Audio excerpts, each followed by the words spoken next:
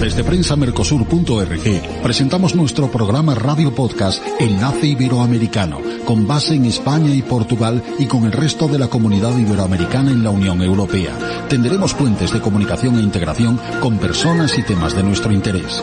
Radio Mercosur y su Enlace Iberoamericano, presentado desde España por Javier Pertierra, se emitirá los jueves en vivo y en directo. Enlace Iberoamericano, que comenzará a las 13 horas en Brasil, Argentina y Uruguay, 12 horas de Bolivia, Paraguay, Chile, Cuba y Venezuela, 11 horas de Colombia, Ecuador y Perú, 10 horas de México y Centroamérica, 18 horas de España. Escucha Enlace Iberoamericano en la radio y podcast Mercosur de www.prensamercosur.org. Hola, bienvenidos, bienvenido. En cualquier caso, hoy estoy personalmente de enhorabuena porque tengo en este programa Enlace Iberoamericana de Prensa Mercosur y Radio Mercosur, tenemos a don Guillermo Fesser, un hito, sin duda, desde mi humilde punto de vista, que yo soy un comunicador, no muy avezado, pero con muchas intenciones y buenas, de enlazar con los grandes personajes iberoamericanos y los grandes temas de nuestra comunidad de América Latina desde la Unión Europea. Y allá, en la otra orillita de los Estados Unidos, está una gran personalidad. Repito, si yo tuviera que señalar hitos de la radiofonía en español, desde esa Españita plural mía, diría pues aquel obetense y asturiano de los deportes, José María García, diría de aquel Luis del Olmo, que, viven pero no ejercen, diría de Iñaki Gabilondo de la SER, diría de Carlos Herrera, y sin duda, dentro de este palmarés, y con una peculiaridad brillante, simpática, rompedora, sinceramente lo digo, estaría nuestro entrevistado hoy, don Guillermo Fesser, que, como él mismo señala, no solo estudió periodismo en la Complutense y se perfeccionó, ya veremos, incluso con una beca Fulbright, que tengo que recordarle, y seguro que él está más actualizado que yo, que al día de hoy el comité de becas Fulbright ha dimitido en pleno por las medidas de Donald Trump contra este tipo, porque las becas Fulbright favorecían a, estudiantes del exterior. Él sabe mucho más de eso porque fue un becado de Fulbright, repito, y estudió en California también, en la USC, o sea, Californian de Estudios Cinematográficos. Hablaremos de esto, pero esta es una novedad. Sabe bien perfectamente porque es un hombre tremendamente informado y además radica en la otra orilla del iberoamericanismo de los Estados Unidos o Norteamérica, que en Norteamérica comprende a otros estados y que América es más que Estados Unidos de América. En cualquier caso, es un grandísimo referente para este humilde comunicador. Don Guillermo Fesser, hablar de usted es hablar de un periodista, locutor, escritor. Tiene una familia extensa, pero muy prolífica culturalmente. Hablaremos de Javier y de Alberto, por señalar algunos, de sus hermanos. Y usted fue co-creador de 1982 hasta el 2007 en Goma Espuma. Yo cuando estudiaba incluso llegué a acabar la carrera, aunque la verdad por las noches prefería mucho más escucharle a usted con sus magníficos personajes que, en fin, con un castellano antiguo diría que epataban a este que suscribe. Su programa, ahora que se lleva la palabra, fue disruptivo en la radio española. Actualidad con humor, música, juventud y cosechando enorme reconocimiento. Usted ganó el micrófono de oro, los premios Onda.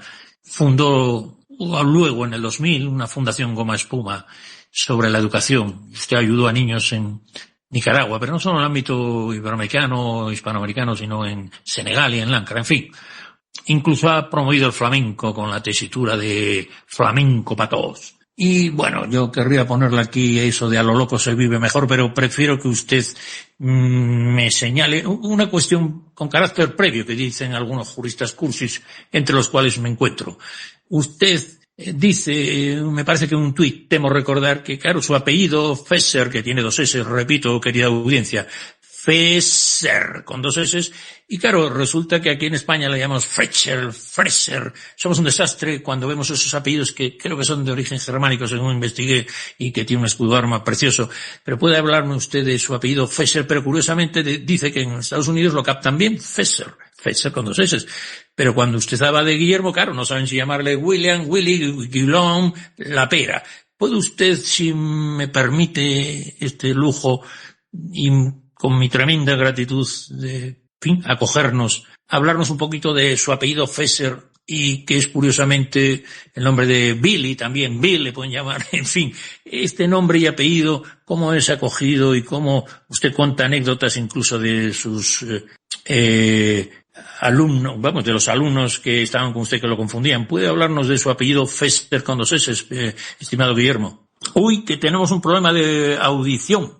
Siempre suele pasar. Igual es bueno que comentemos algo. Antes hicimos una prueba, querido Guillermo, y funcionaba. ¿Usted me oye a mí? Dígame si me oye con la... Está en mute. Bueno, puede que esté en mute. Quite el mute y ya está, don Guillermo. Ahí estamos. Ahí está. A ver. Pensaba que me habíais muteado vosotros para que no me metiera. Sí, bueno, el director es capaz de cualquier cosa con tal de boicotearme.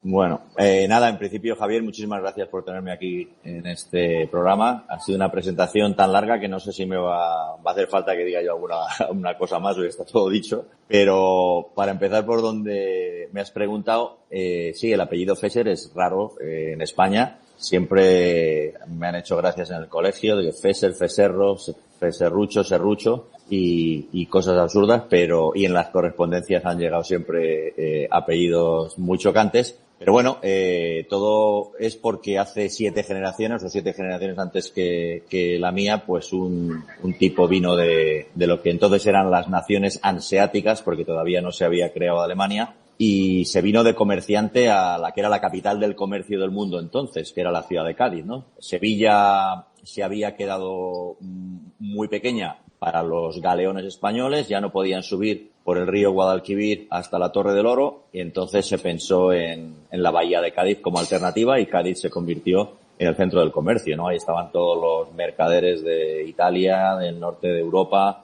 y del resto del mundo haciendo negocios, y todos teniendo una casita cerca del puerto con una torrecita en la que se asomaban todos los días con el catalejo a ver si les venía el barco de las Américas con el cargamento que habían pedido, ¿no? Bueno, este señor al final terminó siendo el cónsul de esas naciones hanseáticas en Cádiz, pero lo importante es que se casó con una gaditana, y a partir de ahí pues pasaron cosas, y una de las cosas que pasaron 7 generaciones después es que me toca estar a mí aquí. O sea que es usted de esa unión hanseática con H, hanseática germana, y curiosamente Fesser con 2 S viene de una unión de una gaditana con un germano inquieto y andariego. Pues qué honor, y usted creo que también, además de que cuando se trasladó a Estados Unidos, porque se ha casado con una norteamericana, y perdóname que avance así un poco a lo loco, pero bueno, ya sabe que los podcasts suelen ser un poco en profundidad, y creo que usted tiene para hablar largo y tendido. Lo que no quisiera era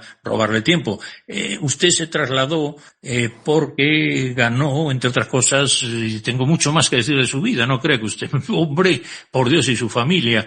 Lo que pasa es que usted es demasiado, no solo humilde, sino discreto, tal vez porque siempre hace que los demás se sientan protagonistas, no como yo, que voy de soberbio y de sobrado. Pero perdóneme, don Guillermo, usted fue a los premios de beca Fulbright, o Fulbright, y por cierto que usted vive en un sitio rarísimo, que tiene un nombre cerca de Nueva York, recientemente también tan difícil de nombrar que no me atrevería, en el county, en el condado pero ¿me podría hablar un poco de esa vinculación con Estados Unidos inicial, con la Universidad de California de Arte y de Fulbright, y cómo se produjo ese tronque con la cultura norteamericana en su juventud, porque ustedes son bastantes hermanos, y cómo sintió esa vocación americanista, digamos? No sé si me explico bien, don Guillermo. Sí, te explicas bien, a ver si consigo yo responderte con las mismas intenciones y con el mismo resultado. Es muy sencillo, ¿no? Yo no tenía ninguna vocación americanista ni nada. Yo lo que hice es enamorarme de una chica que resulta que era de Estados Unidos.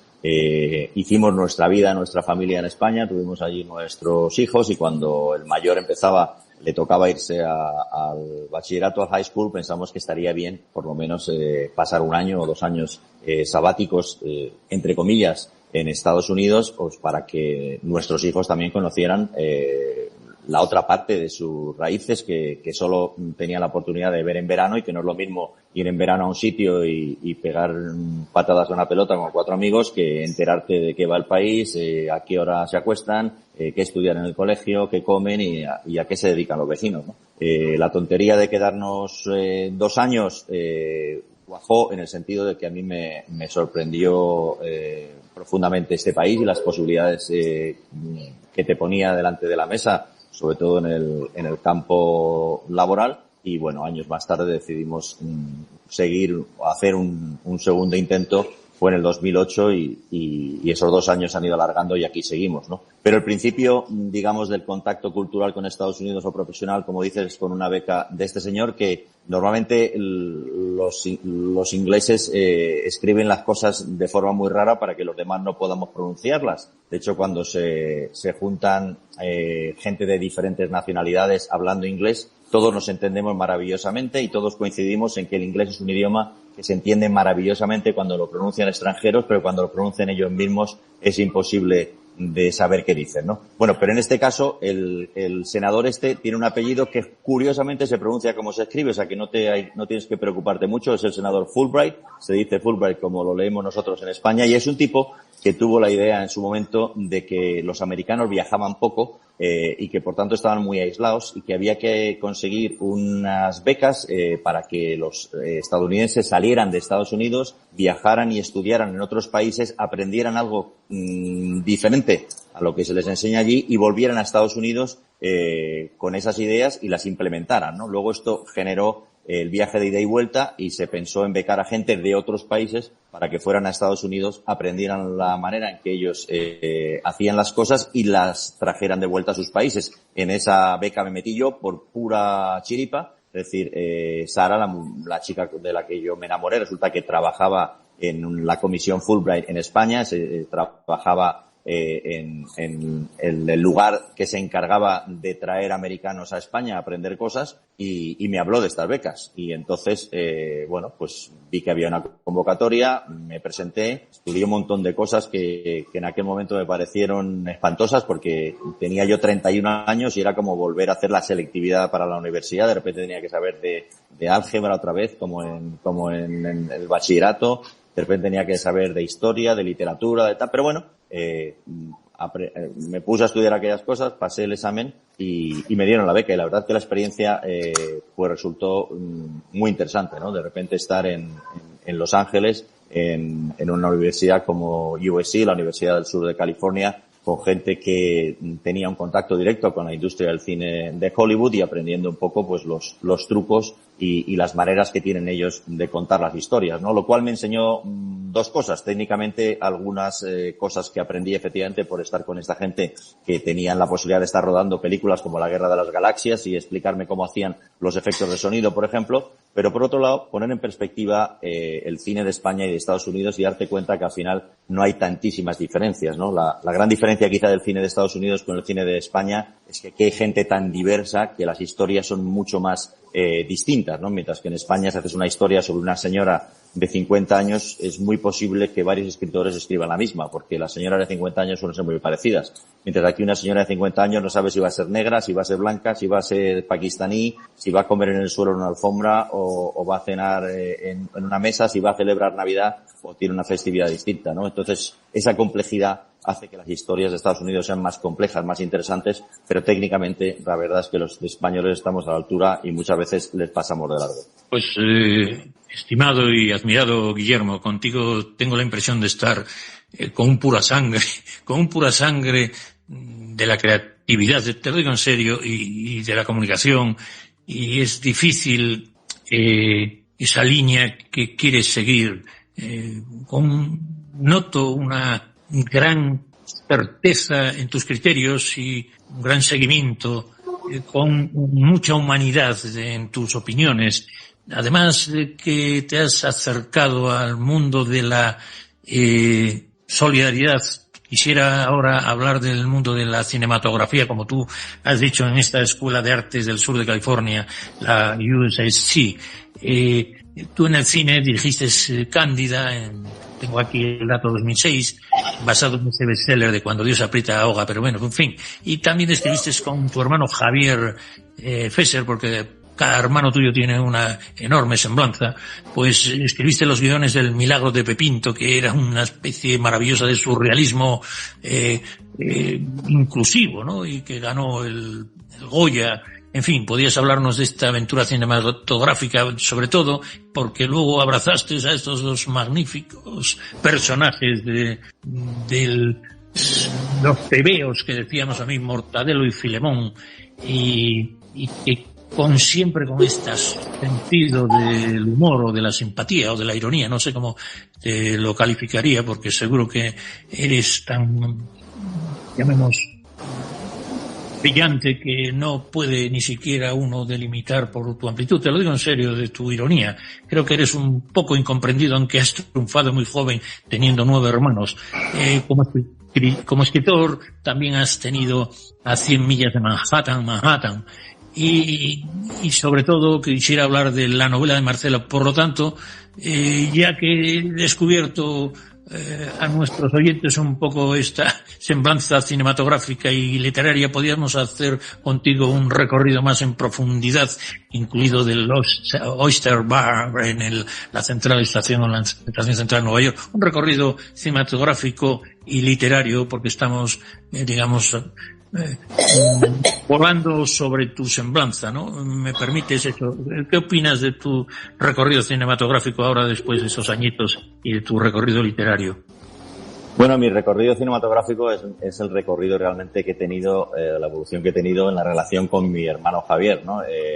Javier, como sabes, es director de cine, brillante y reconocido, y es una persona que tiene la capacidad de contar las historias en formato imagen, es decir, sin necesidad de muchas palabras, sacando las expresiones. Date cuenta que en las conversaciones de la gente hay una cosa que se llama silencio, que son tan importantes como los momentos en los que se habla, ¿no? En los silencios de las personas puedes leer muchas veces lo que sienten, ¿no? Lo que están pensando dentro. Y muchas veces hay gente que está hablando de una cosa, a lo mejor yo estoy haciendo esta entrevista y hablándote a ti de la carrera cinematográfica, y dentro de mí estoy pensando en que tengo un problema con mi hijo, ¿no? Y que a ver cómo lo soluciono. El cine tiene la capacidad, a través de la imagen muchas veces, de enfocar más en esos sentimientos ocultos que en lo que está diciendo el personaje, que es el diálogo, ¿no? Y esa es la grandeza de ese tipo de arte, ¿no? Bueno, pues mi reunión con Javier, a principios,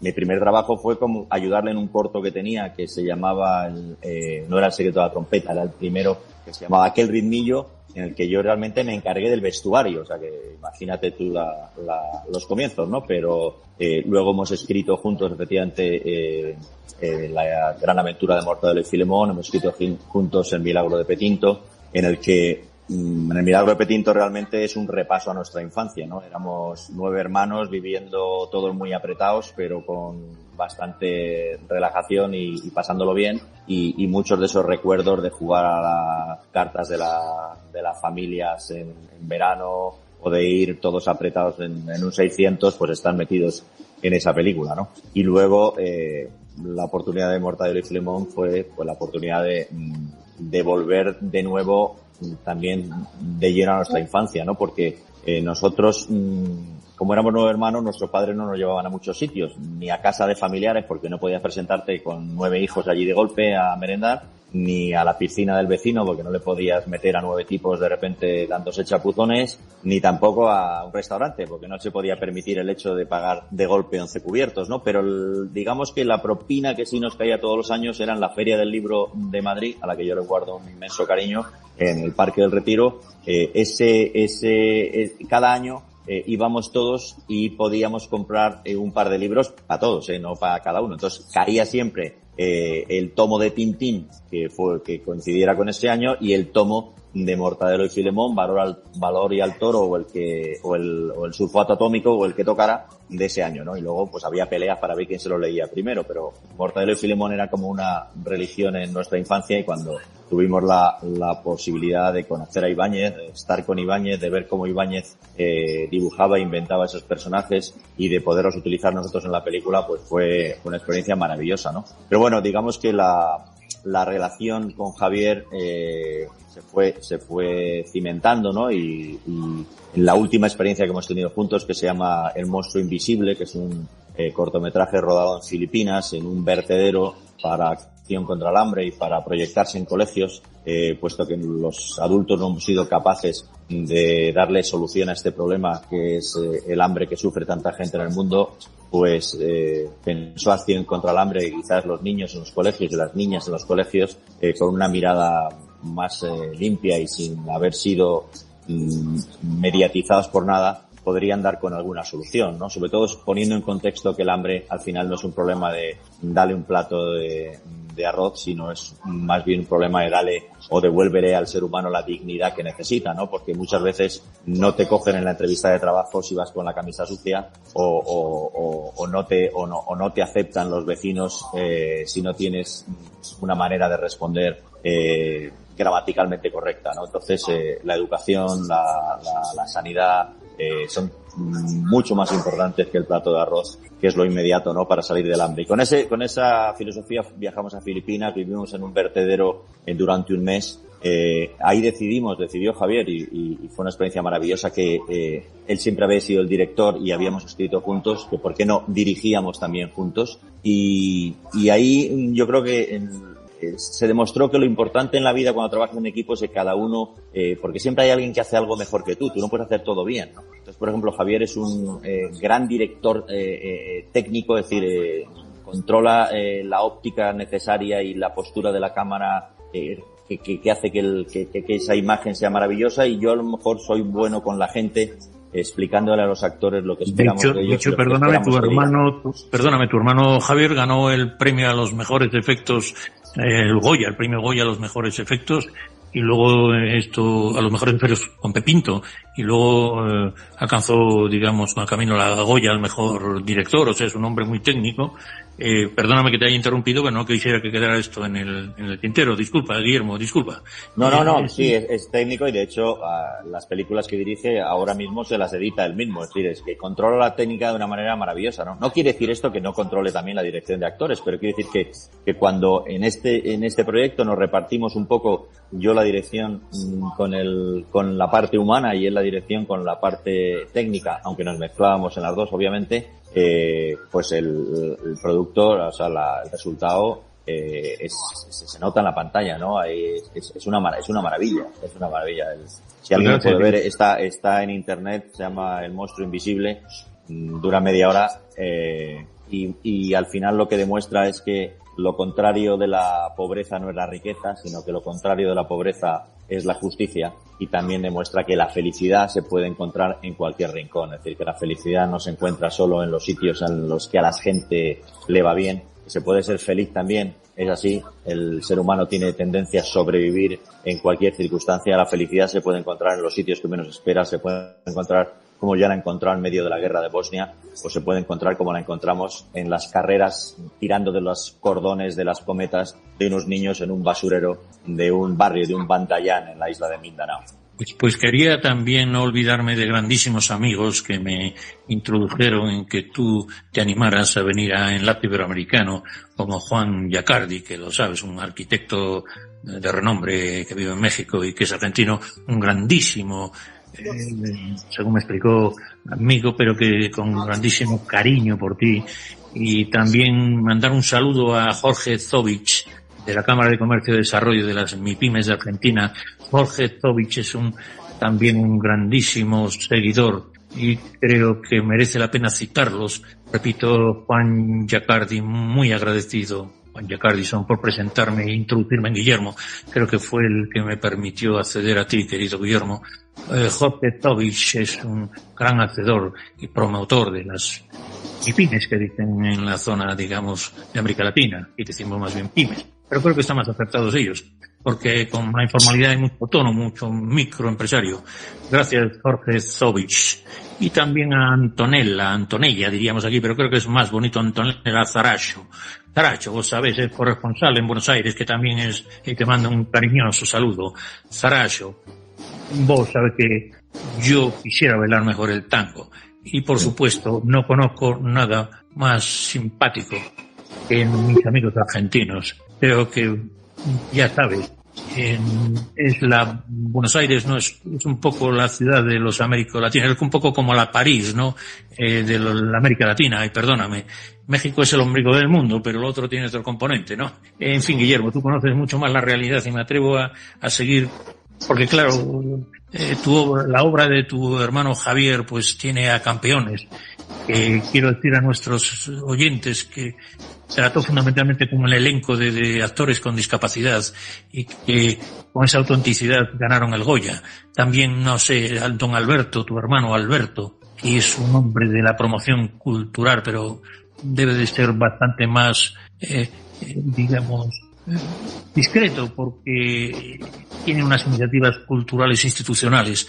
Si quieres comentar algo sobre este entorno familiar y luego pasamos a lo que, como dice el otro, a hablar del gobierno, porque crónicas nos pueden ilustrar. Dígame un poco más de la familia sin querer meterme mucho. Habla usted de su mujer y 3 hijos ingleses. Si me permite entrar en la persona, luego entraremos en el, digamos, el cronista o periodista, si me permites, ¿eh? Sí, por supuesto, pero déjame antes con esta referencia que has hecho a Juan Giacardi, al amigo que te puso en contacto conmigo, yo creo que es curioso y es interesante hacer la reflexión de lo importante y lo trascendental que es en la vida, también en la vida profesional, los contactos personales.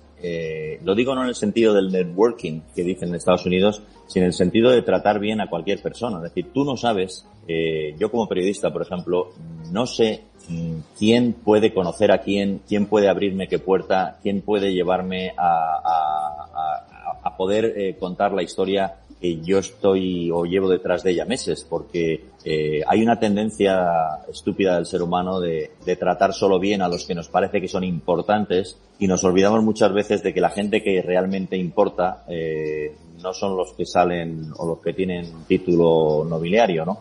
Entonces, el tratar bien a una asistenta puede ser que al final te lleve a entrevistar al presidente de gobierno que llevabas intentando entrevistar sin éxito porque estabas en una lista de espera de 250, ¿no? Es decir, nunca sabemos quién es cuñado de quién es vecino de quién es amiga de quién. Y a mí en la vida la experiencia me ha dicho que tratando bien a la gente se me han abierto puertas que jamás hubiera imaginado que se me hubieran abierto, ¿no? Entonces, en este sentido, si me hubiera dicho a mí que conociendo a Juan Giacardi hace muchos años en Madrid y en las circunstancias en las que nos conocimos y haciéndonos caso mutuamente sin necesidad ninguno de haberlo hecho, pues muchos años más tarde, ¿no? Tengo la suerte de conocerte a ti, Javier, y de estar en este programa, ¿no? Y de compartirlo con gente que jamás hubieran sabido nada ni de mi historia ni de lo que pasa por mi cabeza, ¿no? Pero bueno, como me preguntas de mi familia, somos 9 hermanos, tanto mi padre como mi madre eran muy creativos. Mi madre era muy creativa en el sentido de que con muy poco dinero, porque el sueldo que llegaba a casa era pelado, tenía que hacer magia para que nos llegara un poco a todos. Y sí, de vez en cuando yo, por ejemplo, que era el del medio, pues tenía lo que se llamaba el abrigo crecedero, es decir, que era un abrigo que cuando me lo ponía yo tenía que enrollar las mangas porque estaban demasiado largas, pero es que estaba pensado para que durara 2 años y le sirviera también si hacía falta al de arriba y remangar un poco más al de abajo, ¿no? Entonces, bueno, esa magia de hacer que se pueda celebrar un cumpleaños con lo que haya, o que se pueda hacer una ilusión de que está veraneando aunque estés en un parque, pues esa capacidad la tenía mi madre, ¿no? Y mi padre tenía una capacidad artística, ¿no? Siempre estaba dibujando. De pequeñito en la guerra hacía con hoja lata que cogía de los vertederos juguetes que luego pintaba con laca de uñas en su casa para vender y sacar un poco de dinero para su familia. Él siempre estaba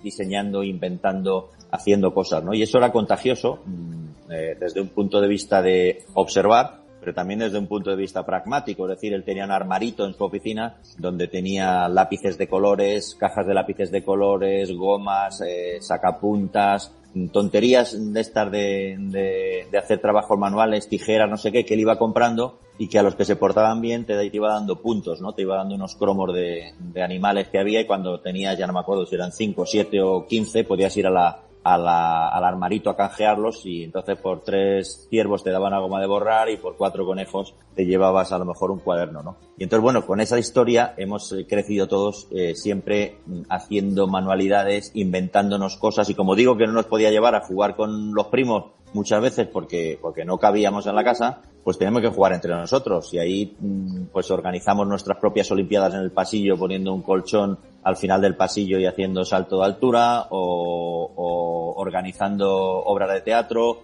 organizando nuestras propias misas del domingo, mis hermanas disfrazadas de monja y yo de cura allí bendiciendo, y yo todo de monaguillo, en fin. Quiero decir que ha sido una infancia muy creativa y muy juntando lo de aprender con lo de divertirse, porque yo creo que en la vida hay 2 cosas. Una es aprender, pero si solo aprendes te crees que eres un empollón y que estás perdiendo el tiempo en una soledad terrible, y si solo te diviertes, pues te da la impresión de que eres un vago maleante y que no estás haciendo nada decente, ¿no? Pero cuando consigues aprender algo disfrutando, o cuando consigues pasártelo bien aprendiendo algo, para mí ese es el bingo de la vida, ¿no? Y tuvimos muchos momentos de aprender y divertirnos de pequeños, y eso al final yo creo que se ha ido contagiando, ¿no? No solamente en Javier, al que has mencionado como director de cine, o a Alberto, que es una mente prodigiosa en el sentido de conseguir actos culturales, ¿no? Que sean de éxito, ¿no? Como la Noche Blanca de Madrid, por ejemplo, o como Foto España, que lo creó con su compañero Alberto Anaut, o como tantas otras iniciativas, ¿no? Bueno, hay también mucho talento en Jaime, que es arquitecto, en Maite, que era una pintora formidable, y una increíble profesora de educación para los niños más pequeñitos, en María, que es una restauradora que te coge una joya del 17 que está en trocitos y te la devuelve lista para ponértela, o un marco, o un cuadro, o una mesa, o lo que haga falta, o en Blanca, que es una decoradora impresionante también, o en todos los hermanos, cada uno tienen un algo que utilizas la creatividad cuando no tienes el dinero, ¿no? Y eso es un reto personal que creo que vale para la profesión, para la vida y para todo, ¿no? El saber salir adelante en cualquier momento con buena cara, porque lo importante es el disfrutar y el hacer cosas con la gente, más que lo grandes o lo caras que resulten esas cosas. Pues todavía tenemos que hablar, sinceramente. Quiero pasar a nuestros corresponsales en México, en Colombia, en Buenos Aires, etcétera, pero veo que tu hermano Javier, Alberto y todos los que tú has comentado son grandes creativos. Por ejemplo, Pendleton, me llamó siempre la atención. ¿Por qué Pendleton, la productor que tenía tu hermano Javier y que tú colaboraste? Pregunto, ¿no? Ya que quisiera meter un poquito de menos, digamos, emotividad, porque realmente eres un gran humanista, pero humorista y sobre todo, ya les digo, brillante.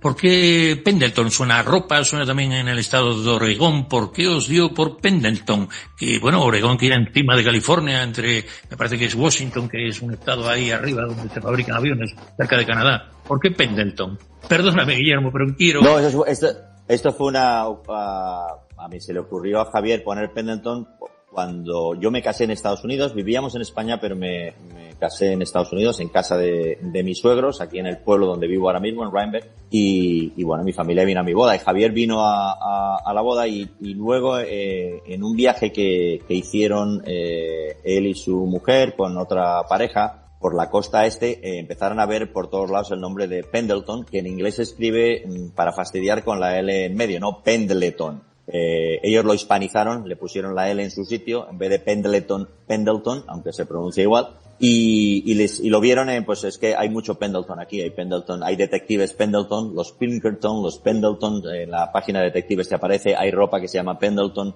y les hizo gracia el nombre, y como en ese momento estaba Javier pensando en crear una empresa con su socio, el productor Luis Manso, pues se quedó con el Pendleton en la cabeza y según aterrizaron en Madrid después de la boda, fueron a la Cámara de Comercio donde se haga el registro, que ya no me acuerdo, y ¡pum!, hicieron películas Pendleton. Y todavía siguen, ahí están las películas Pendleton, Vicente. ¿Me escucháis ahora, verdad? Sí.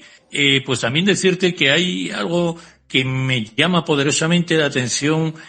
Cuando escribiste o publicaste a 100 millas de Manhattan en 2008, pero luego, curiosamente, después de describir, digamos, las características, o como quieras llamarlo, la idiosincrasia o idiocracia, yo qué sé, en cualquier caso, después de interesantes historias,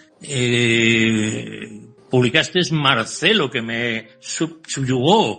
Marcelo, no sé si explicarle yo a los oyentes, se trata de un barman peculiarísimo, hispano, en el lugar más emblemático casi de Nueva York. ¿Puedes hablarnos de esta obra que creo que les interesará a nuestra audiencia sobre el Marcelo que lo convenciste y que luego generó, llamémosle, una especie de...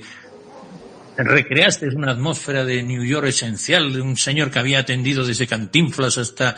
En fin, coméntanos tú un poco esta maravillosa obra que creo que debe ser reeditada y redescubierta, porque es singular la atmósfera hispana que tú describes y que recreas. Y a mí, sinceramente, Marcelo, que así llamaba yo a mi hermano mayor, porque ha fallecido hace poco, Marcelo, que también tenemos temas, y además era una especie, como aquí diríamos, de marisquería. Ahí, hace 3 días, vengo de Sevilla y probé unas ostras al Jerez, calentitas, y me acordé, sinceramente te lo digo, de Marcelo. ¿Puedes recrearnos esa maravillosa historia que Coima merece un homenaje en su máxima amplitud, porque reúne el cosmopolitismo, ese hombre que se ponía, siempre alguna corbata o algo todos los días para sorprender a su clientela? ¡Qué maravilla de personaje! No sé cómo te dio por eso y cómo lo hiciste tan bien. Y creo que sinceramente soy un gran admirador de tu obra, Marcelo. Pues mira, cuando yo estaba escribiendo a 100 millas de Manhattan, que es un libro que básicamente responde a la sorpresa que te conté antes que yo experimenté cuando vine a Estados Unidos. Yo vine a Estados Unidos pensando que este país era algo, y cuando empecé a vivir aquí me di cuenta que era otra cosa. Y eso es lo que explico en A 100 millas de Manhattan. Cuento historias insospechadas de Estados Unidos que a mí nunca me contaron o que yo nunca tenía ni idea de que existían, ¿no? Una de ellas era cuando vas a Nueva York, muchos turistas enseguida vemos que sale en invierno como un vapor por las alcantarillas y tal, ¿no? Y entonces siempre hay una intriga, ¿y qué será esto? ¿Y qué será esto? No, esto es del metro, esto es de tal. Bueno, pues yo conocí tenía la suerte de que uno de mis vecinos del pueblo era el ingeniero que se dedicaba a reparar los escapes de vapor en la ciudad de Nueva York, y con él hice una visita a la ciudad y tengo un capítulo en A 100 millas de Manhattan donde explico cómo funciona esto, que creo que es muy interesante. Pero él, en esa entrevista, a mediodía me dijo, ¿has probado alguna vez el bocadillo de almejas fritas? Digo, ¿almejas fritas el bocadillo? No, la verdad es que no, ni tiene así una pinta como para probarlo. Me dijo, pues si no has probado almejas fritas en Nueva York, no tienes ni idea de a qué sabe esta ciudad. Entonces yo de repente pensé, pues igual pasa en Madrid, ¿no? Que si no pruebas el bocata de calamares, pues no te has enterado tampoco. Entonces, bueno, pues vamos a hacerlo. Y entonces me llevó al sitio, y el sitio es The Oyster Bar, que está en la estación de Grand Central, en el lobby ese tan maravilloso. Si bajas escaleras abajo, está la parte dedicada a la comida y hay un restaurante. Al lado del Waldorf Astoria, donde había ahí, Waldorf Astoria, ¿verdad? Sí, entonces ahí hay un restaurante mítico, porque todos los techos son abovedados y los hizo un valenciano llamado Guastavino, que se hizo muy famoso en Estados Unidos. Realmente patentó la bóveda mediterránea de toda la vida, pero él la patentó aquí a su nombre como método antiincendios. En aquella época, a finales de 1800, principio de 1900, se quemaban muchos edificios porque son de madera, Al ponerles una bóveda de azulejo, pues el fuego no llegaba al piso de arriba y resultó una maravilla. Aparte de eso, es bonito. Ahí está el Oyster Bar y es como este sitio mítico, ¿no? De los grandes cafés de Madrid, de Viena, de Berlín, donde no pasa el tiempo, donde los camareros te sirven con guante blanco y donde son los mismos camareros, porque en Estados Unidos es un país donde el rollo de servir en un restaurante, en un bar, es una cosa que hacen los estudiantes en verano para ganar dinero de Dios y cada 3 meses hay uno nuevo. En estos sitios, milagrosamente, si tú vas 5 años después, está el mismo tipo con el pelo más blanco. Bueno, pues Marcelo se tiró ahí décadas de su vida. Yo conocí a Marcelo, que estaba en una barra. Hay varias barras en el Oyster Bar. Hay una barra pequeñita con solo 9 taburetes, que es como llaman aquí, one man show, o sea, una barra para un hombre, para el espectáculo de un individuo. Era Marcelo. Y bueno, le conocí. Fui yendo algunas otras veces ahí y al final, una vez que llevé a Sara, mi mujer, me dijo, este hombre tiene una historia, ¿no? Y realmente esto coincidió con el principio de la era Trump, cuando se empezaba a cuestionar a los hispanos, cuando se empezaba a decir que eran todos violadores, gente que acababa de llegar para quitarle el trabajo a los estadounidenses, y todo gentes de mal agüero, ¿no? Entonces, me pareció que era muy importante escribir la historia de lo que ha sido la inmigración y sigue siendo la inmigración hispana a este país, gente honrada, gente que ha venido aquí a partirse la espalda para que su familia tenga una vida digna, gente que no protesta de nada, sino simplemente se pega una ducha todas las mañanas y va a trabajar lo que haga falta y hasta donde haga falta, con tal de hacer el trabajo de la mejor forma posible, ¿no? Gracias, bueno, Guillermo. Pues aquí tenemos, sí. No, sí, y digo, y esta es la historia de Marcelo, que al final se convirtió en un libro publicado por Contraluz en España y en México, un libro que me está dando grandes satisfacciones, no solamente por las ventas, sino por las emociones que provoca en la gente que los lee. Un libro que está hecho desde el corazón, más que desde los datos. Yo creo que los datos pueden abrumar. Tanta gente ha hecho esto, yo he hecho tantas cosas, el número tal, pero las emociones, alguien que es capaz de dedicarte una sonrisa cuando más lo necesitas, alguien que entiende cuando te coloca una bebida que lo que te está dando es el espacio que tú necesitas después de un día de trabajo. Es un resumen de la Nueva York frenética que de repente encuentra un lugar en el Oyster Bar para tranquilizarse y para entenderse y para dialogar, y en el que todo el mundo es lo mismo, venga de donde venga, pero también es un homenaje como digo, al mundo hispano, que es el motor de este país, actualmente completamente el motor de este país. Todos esos trabajadores sin papeles, pero trabajadores a los que Trump llama criminales, generan 96.000 millones anuales a la hacienda pública de este país. Repito, esos criminales a los que persigue hoy Trump generan 96.000 millones anuales de dólares a la hacienda pública en sus impuestos, y son los que sacan adelante este país, y este ser humano los está criminalizando. Historias pequeñitas como la de Marcelo son un punto en el océano, pero son un punto en el que hay gente que se puede agarrar para demostrar la decencia, la dignidad y el ejemplo de toda esta gente, ¿no? Que ha venido aquí a no decir nada más que a trabajar callados en silencio, pero para cuando miren hacia atrás y vean a su familia, estar orgullosos de que la sacaron adelante. Pues antes de pasar ya te digo, tenemos 6 o 7 corresponsales y ya sabes que los programas de podcast son en profundidad, y que tú, la última crónica o reportaje que te oí, estaba simpaticísimo porque llamabas al Trump taco. Hablaremos de esto, de que el Trump siempre se echa atrás. Bueno, en inglés, Trump always kitchen out. En cualquier caso, don Carlos Castañeda, sé que usted, como dicen, está un poquito enfermo con gripa, y según usted tiene la presión baja arterial ahí en Bogotá, debe ser la altitud. Don Carlos, ¿me oyes? Por favor, dinos algo que luego tenemos que pasar a otra gente. Dígame, don Carlos, por favor, dígame. Hola, mi querido Javi, el conductor de este maravilloso programa que es Enlace Iberoamericano, y como siempre, usted con grandes personajes. Hoy recordamos a Guillermo Fesser, una voz que marcó la radio con la espuma y que hoy sigue comunicando desde Nueva York, con historias que mezclan humor, sensibilidad y compromiso social. Yo tengo una pregunta para él, para Guillermo. ¿Qué te empuja a seguir contando historias y conectando con la gente después de tanto tiempo, después de tantos caminos de recorrido. Guillermo, un abrazo para ti desde Colombia. Hola, encantado de saludarte. Ojalá que pueda hacerlo algún día en directo. Mira, a mí me empuja varias cosas. Actualmente me empuja mucho el poderle dar voz a la gente que no tiene altavoces ni tiene medios para difundir lo que les está pasando en su vida, ¿no? Yo creo profundamente que todas las personas tenemos biografías apasionantes. Y cuando digo todas las personas, me refiero a todas las personas.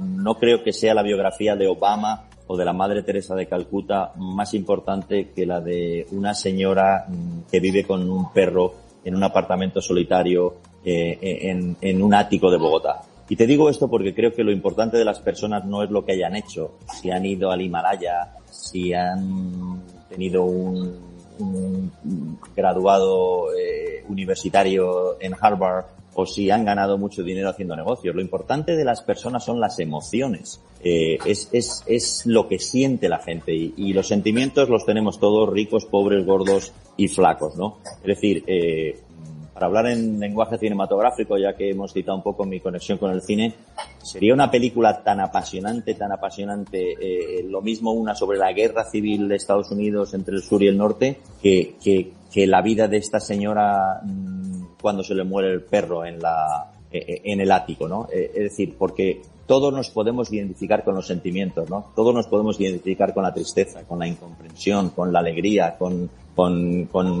la fascinación. Todos nos podemos identificar con eso. Y cuando las historias, como la de Marcelo, van sobre los sentimientos, la gente se identifica, ¿no? Cuando las historias van sobre presumir, pues se te olvidan al poco, ¿no? Entonces a mí me gusta hablar desde los sentimientos, hablar de la gente que en principio no son nadie, pero que pueden ser perfectamente modelos y ejemplos a seguir.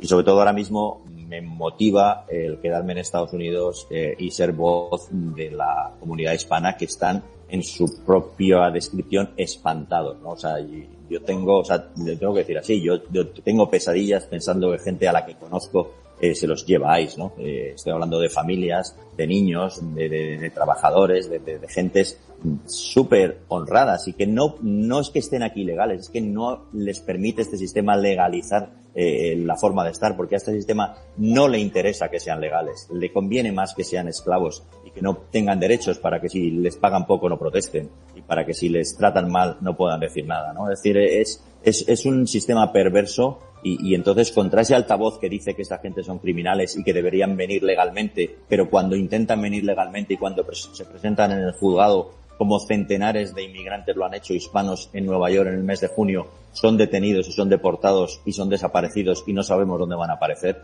Cuando eso ocurre, alguien tiene que contar la historia, alguien tiene que contar a la gente lo que está ocurriendo de verdad, ¿no? Los criminales no son estos y se está criminalizando la pobreza para disimular cosas muy feas que están ocurriendo allá arriba, ¿no? Muchas gracias. Siempre creo que es una seña de identidad tuya, no solo transmitir humor, simpatía, sino que miras al mundo con una compasión y acompasas la sonrisa compasiva y generosa. Sinceramente te lo digo, y se te nota mucho, y por lo tanto me atrevo a hablar con Romna Moreira, que está, según dicen, que yo no he ido nunca a Guayaquil, la perla del Pacífico ecuatoriano, la poetisa, la embajadora de la palabra, la reciente nomás, premiada bonaerense, doña Romna Moreiro. Por favor, dígale algo a Guillermo, que usted le estuvo mandando corazones por aquí por el mensaje interior. Dígame, Romna. ¿Cómo están? Bueno, un gusto saludarlos. Buenos días, buenas tardes. Acá son en Guayaquil, Ecuador. Son las 11:50. Bienvenidos a Enlace Iberoamericano. Y bueno, yo encantada de escucharlo. Y antes he tomado algunas frases y algunas cosas que ha dicho que me han encantado. Como por ejemplo esta frase, perdón, Sara, la chica que me enamoró. Qué bonita frase, qué linda. Otra, lo contrario de la pobreza no es la riqueza, sino la justicia. y tratar bien a todas las personas y no tratar bien solo a las que creemos que son importantes. Y otra frase o comentario que dijo es que celebraban su cumpleaños con lo que haya, imaginaban estar en un verano mientras estaban en el parque. Es algo maravilloso escuchar todas esas frases que salen, y cuando dice que tiene un libro hecho desde el corazón, le creo porque escucharlo es hermoso, es reconocer que es un ser humano maravilloso. Y bueno, felicitaciones por ese lindo corazón, señor Guillermo Fescher. Y bueno, ahora le voy a hacer una pregunta en base a todo eso maravilloso que he escuchado. ¿Qué papel juegan la ternura y la ironía en un mundo donde el odio gana el clic? Muchísimas gracias. No, muchas gracias a ti por todo lo que me has contado y antes de responderte a esto, si se me ocurre algo, claro, que no es una pregunta fácil, decirte que Marcelo es ecuatoriano. Marcelo, la historia de Marcelo recorre además varios territorios de Ecuador, porque su padre era músico ambulante bajo el nombre artístico de Mr. Otto y bueno, es como digo, un homenaje a la comunidad hispana en Estados Unidos, pero es concretamente un homenaje a la comunidad ecuatoriana en Estados Unidos a través de Marcelo y de su familia. ¿Qué papel juega la ternura, me dices, o la sonrisa en este mundo? Bueno, yo creo que es un manual de instrucciones de navegación, ¿no? Es decir, el mundo es difícil, o sea, no es que sonreír, utilizar el humor, no es ser banal o superficial o pensar que la tragedia no existe. Venga, ponle de beber al chico, se acabaron los problemas. No es eso, ni mucho menos. Es un manual de instrucciones que te dice que utilizando la amabilidad, porque lo que hace el humor es rebajar las tensiones. Lo que hace el humor es promover la modestia, es decir, darte cuenta que tú tampoco eres más listo que el que está enfrente. Es decir, si tú te crees que eres el más listo en la habitación en la que te encuentras, seguramente te encuentras en la habitación equivocada.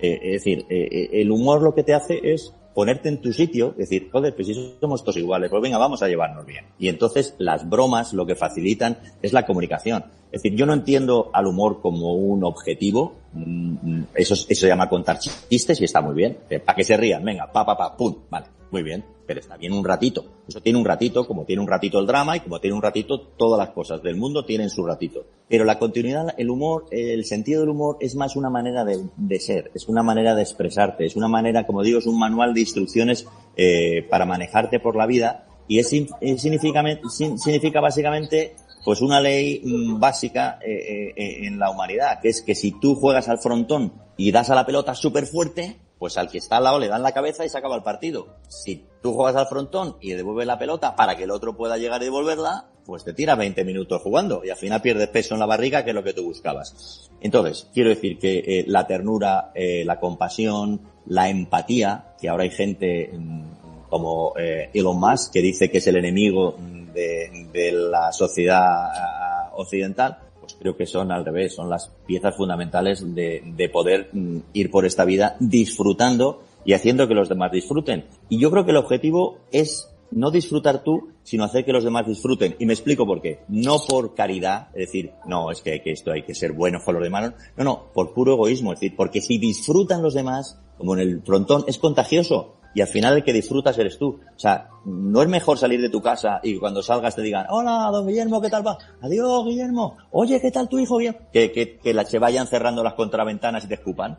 Quiere decir que crear un ambiente en general agradable es súper interesante para la comunidad que te rodea, pero sobre todo es súper interesante para ti, que vas a estar a gusto en esa comunidad que te rodea, ¿no? Luego, por tanto, la ternura creo que es fundamental, el humor creo que es fundamental, y la modestia, que es al final la parte más importante de todo esto, creo que es fundamental. Cuando tú no te crees más listo que los demás, empiezas a escuchar. Y cuando empiezas a escuchar, hay gente que tú pensabas que eran tontos, o que eran incultos, o que no tenían ni idea de nada, y pones la oreja y dices, pero bueno, y empiezas a aprender cosas. Yo creo que la modestia es la puerta para escuchar, y escuchar es la puerta para aprender algo. Pues nada, que seguimos Encantada, en muchas gracias. Gracias, que una cura de humildad de esta, yo creo que conviene, tú que dominarás bien el inglés, coincidir alguna vez con este maravilloso Trump, da trompadas y esto, pero hombre, yo creo que habiendo nombrada como secretario de Educación a una que fue empresaria de lucha libre, yo creo que tiene una gran comprensión del mundo, digamos, de la educación, pero no, como decían aquellos, que tú lo sabes mejor que yo, hablaremos del gobierno, pero ahora tenemos que entrar en tierras del ombligo de la luna, desde México, Ciudad de México, o Veracruz tal vez. Don Roberto Ceballos, siempre tan amable, por favor, no podemos prescindir de la gran fraternal nación que es todo México, aquella Nueva España que tú siempre tratas con cariño. Dígame, don Roberto, si está por ahí presente, ¿qué le podemos, digamos, sugerir a nuestro hermano Guillermo? Don Guillermo, muy buenos días desde la Ciudad de México. Don Javier, amigo, mi hermano, Chilton. Pero Rosma ya se quitó sin palabras. Ya nos quitó todas las... Ya los calificativos se los quedó todos. Ya no hay más que decir.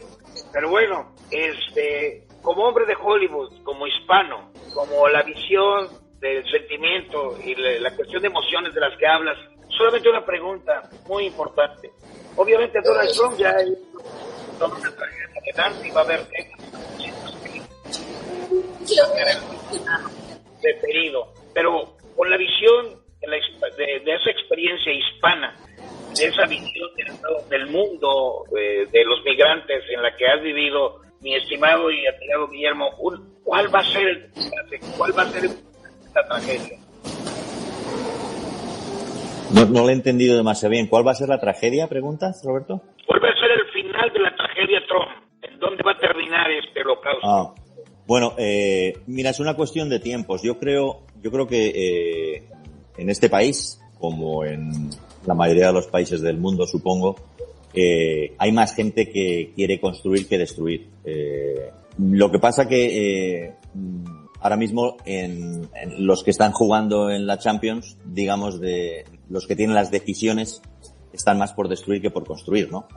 Eso no significa que los que tenemos un equipo ahora mismo en tercera división no podamos seguir metiendo goles y subir algún día a segunda división y estar algún día en la Champions y ganarla, ¿no? Es decir, quiero decir que la esperanza sigue ahí y estoy convencido, porque una de las cosas que hago en Estados Unidos es escribo libros infantiles para colegio. Tengo un libro que se llama Get to Know Bernardo de Galvez. En español, Conoce a Bernardo de Galvez, que es básicamente para decirles a los niños y las niñas de los colegios de Estados Unidos, estamos hablando de niños de 9, de 10, de 11 años, que los hispanos están en Estados Unidos y pertenecen a este país de pleno derecho y que son los primeros que llegaron. Es decir, y que han hecho muchas de las cosas importantes de este país, aunque no se les reconozca hoy, ¿no? Entonces, gracias a este librito que habla de la biografía o de la hazaña del que entonces era gobernador de la Luisiana, Bernardo de Galvez, y de la ayuda de todos los hispanos que hicieron, porque, claro, lo de Washington, maravilloso. Aquí se creen que lo hicieron ellos todo solo, pero claro, cuando Washington declara la independencia, no tienen ejército, no tienen dinero, no tienen nada de nada y necesitan que alguien les ayude. Y este señor, Bernardo de Galvez, con la ayuda de los hispanos, de los pobladores hispanos de América, estoy hablando de Honduras, de Nicaragua, de lo que hoy es Costa Rica, de El Salvador, de República Dominicana, de Cuba, de México, de Puerto Rico y del 2/3 del territorio actual de Estados Unidos, toda esa gente, entre otras cosas, le donaron al señor Washington el equivalente a $3.000 millones del día de hoy. Es decir, el dinero con el que pagaron a los soldados. Es decir, la famosa batalla de Yorktown, la última, la cabeza más conocida era la del rey Carlos III, que estaba en las monedas que tenían todos los soldados en los bolsillos con las que les habían pagado. Esos reales de A8 que se hacían en las cecas de México y en las cecas de Perú. Y como digo, salieron de los bolsillos de gente de Costa Rica, de Nicaragua, de Honduras, de Guatemala, de Cuba, de Puerto Rico, de El Salvador, de República Dominicana y de Estados Unidos. Es decir, los hispanos de entonces, a los que se persigue hoy, hace 250 años le salvaron el trasero al señor George Washington, ¿no? Bueno, pues cuando cuentas esta historia en los colegios, notas que los chavalines anglos hacen como, oye, pues no sabía nada, y los chavalines que se supone que son clase B, los hispanos hacen como y recuperan la autoestima, ¿no? Es súper importante contar esa historia, ¿no? Pero bueno, en esos colegios en los que voy yo y veo que los niños y las niñas, cada uno es de un color distinto, cada uno de una procedencia distinta. Aquí hay una mezcla y una variedad que es imparable, lo quiera o no quiera Donald Trump. Donald Trump quiere que este país sea otra vez blanco, que este país sea simplemente para los señores y blancos, que las mujeres en casa tengan hijos y los hombres blancos son los que decidan. Ahora dicen que la minoría y los que están perjudicados son los blancos, porque si eres hombre blanco ya no te hacen ni caso a nadie. No, lo que pasa es que si eres hombre blanco ahora tienes que competir también con señoras y tienes que competir con negros y tienes que competir con... Claro, es más difícil. No es que estés marginado. Querido Guillermo, solo que tú estás muy informado sobre la realidad y además tienes hijos y tienes doble nacionalidad, y, en fin, él acaba de estas órdenes ejecutivas que él firma con una firma bastante voluminosa y enorme, etcétera, hablando de, digamos, señalar el inglés, aunque la Constitución no lo reconoce con una cierta oficialidad, apartado de la web de la Casa Blanca, pues el español y el luso, el portugués, etcétera, ¿no? Que Brasil es un continente, como bien sabes. Y entonces yo pregunto, ¿hasta qué punto, si este señor sí que sabía, no hay muchos county, condados, etcétera, que podrían declarar por la mayoría de población que habla o de origen o lengua maternal hispana? ¿Hasta qué punto es posible reivindicar una, digamos, oficialidad también si lo hacen del inglés del español, teniendo en cuenta que nuestra Españita plural, pues ya me dirás que en Estados Unidos hablan el español o el castellano? Yo lo llamo hispano, sinceramente, Guillermo. Antes de pasar la palabra a nuestro director... No, pero déjame que termine con lo que decía. Sí, perdona, por favor, perdóname. Para responderle a Roberto, ¿no? Con lo que dices tú. Efectivamente, en ese camino íbamos. Hay universidades como la de Vassar en Nueva York, una universidad muy importante, que ya estaba metiendo el español, lo estaba sacando de la cátedra de lenguas extranjeras y lo estaba metiendo en la cátedra de lingüística. Es decir, se estudia español como se estudia inglés, se estudia la gramática, pero no se estudia como el alemán, que es una lengua extranjera. Se da por hecho que es una lengua local. En ese camino íbamos y estos lo han interrumpido todo, lo están echando para atrás todo, lo están destrozando todo. Entonces, ahora mismo, ¿cómo estamos? Pues con un nudo en el estómago y pasándolo fatal, porque este país, de hecho, hoy es una dictadura y vamos a ver si no se consuma y pasa algo, porque claro, digamos que la parte que no quiere que este país sea una dictadura están yendo a los tribunales van despacito y mientras los tribunales dicen, ay, pues usted no debería, pues ya se está cargando los tribunales. Entonces, vamos a ver a qué velocidad vamos y estamos en tiempos muy difíciles y no sé cuánto van a durar. Lo que sí digo es que viendo esos niños, viendo esa América de verdad que hoy no tiene palabra, que son otra cosa, esto no va a durar. Esto va a durar lo que dure y mientras el bicho tenga las garras encima, pero ese bicho tarde o temprano va a desaparecer. No sé si lo veremos nosotros, ojalá que sí, o lo verá la siguiente generación, pero yo soy optimista en el futuro de Estados Unidos, que va a renacer, quizás no como la primera potencia del mundo, pero ¿quién quiere ser la primera potencia, la segunda, la quinta? Yo creo que la gente lo que quiere es tener un país decente en el que poder disfrutar de tu familia, de tus amigos, irte a trabajar y a la vuelta si puedes jugar al ping-pong con alguien. Y ya está. Pues también quisiera decirte que además de esos vínculos que tú sientes de los hispanos, latinos dentro de Estados Unidos, no se me va a olvidar preguntarte que creo que la Unión Europea debe aprovechar el momento para unirse al mundo de América Latina, no solo el Mercosur y Latinoamérica, sino también lo que representa en Estados Unidos, y que Occidente tener unos vínculos más democráticos y solidarios, o si me apuras, sobre estos nuevos tiempos, están llamándolos cursimente, pero con cierta precisión disruptiva. Pero antes de esto, perdóname, porque ya te digo que eres un gran cronista de estos vínculos y de estos enlaces. Quisiera hablar con nuestro Gilson Carmini Dantas. Gilson Carmini, desde Paraguay o Brasil, seguro que está muy interesado como director en hacerte algunas preguntas o algunas sugerencias. Don Gilson, ¿puede usted comentar algo a Guillermo de algún tema que le interese en este momento? Claro Gilson. que sí, mi querido hermano. Un saludo para nuestro invitado, ¿no? Principalmente por el tiempo, ¿no? De estar aquí con nosotros y que se haga más veces, ¿no? Siempre aquí a las órdenes. Bueno, antes de hacer una pregunta, quiero hablar del programa hoy, Enlace Sudamericano, que a partir de las 19 horas de Brasil, Argentina y Paraguay estaremos ahí con el Geraldo Fabián Milma, ¿no? Que es un político argentino, y también con Miguel Suárez Mesa, que es un empresario mexicano que exporta productos para el Medio Oriente y tiene muchísima información ahí para la gente que quiera emprender en ese ramo.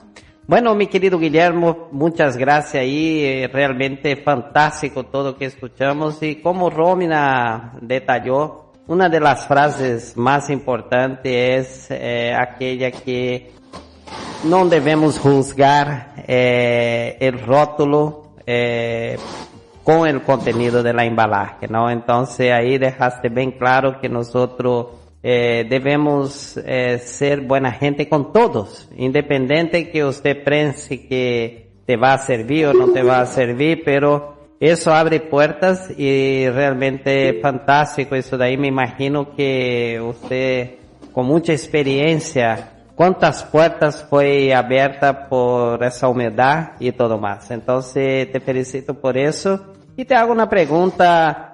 ¿Cómo está hoy en día el tema periodístico en Estados Unidos con esa censura? Tú ves que a veces tú haces un determinado tipo de manifestación artística o hasta mesmo publicación y puede correr riesgo de ser hasta deportado. Entonces, ¿cómo usted ve que va a estar ese rumbo en los próximos años? Y también gostaría que usted nos hablase la parte comercial, cómo encontrar a las empresas y también digamos así, a productores que apoyan determinadas historias que usted quiere contar y muchas veces necesita el apoyo de los otros para poder llevarla para que todos conozcan. Entonces, esa es nuestra pregunta. Un fuerte abrazo para ti. Y aquí siempre a las órdenes. Quiero mandar un saludo antes para nuestro querido Jorge Sovich, que está ahí en Buenos Aires con nuestra Antonella Saracho,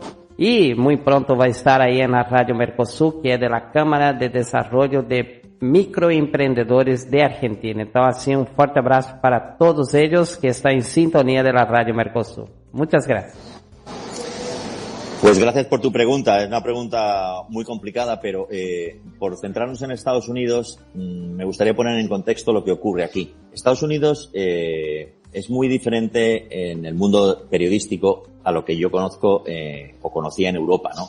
En Europa, vamos a centrarnos en España, hay, aunque es muy parecido en Francia o en Italia o en Alemania, hay grandes medios de comunicación que cubren las noticias nacionales, es decir, periódicos como el ABC o El País. Son periódicos que se pueden leer lo mismo en Galicia que en Tarragona, que en Soria, que en Sevilla. En Estados Unidos no existe una prensa nacional, es decir, el New York Times no es un periódico que vaya a leer nadie en Alabama, ni que le interese a nadie que viva en Wisconsin, ni que coja un tío de Los Ángeles.